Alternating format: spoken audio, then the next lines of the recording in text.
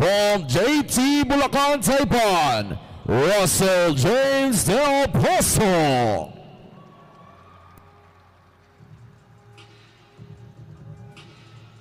Points para dito kay Jamel Julio.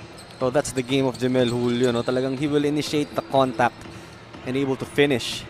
Del Pozo, his first three-pointer.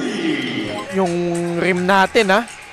May nagkaaron na ng lamat. Pero ito, naka-tres. Russell Del Pozo, specialty of the house right there. Missing everything though. 62-47, Del Pozo from 35 feet! Oh my goodness!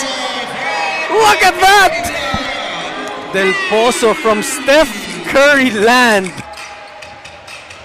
Action has certainly picked up. Del Pozo again! Oh!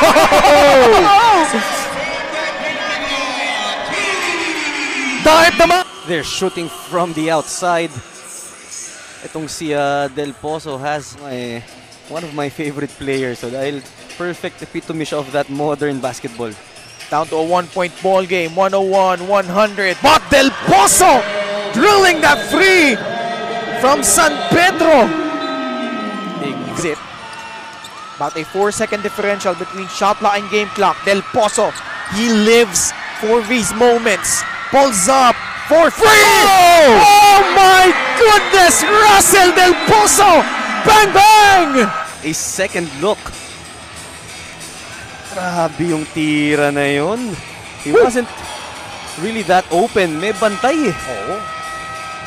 Hindi lang yun, yung difficult. And our All-Stars 18 under MVP, Russell James Del Pozo.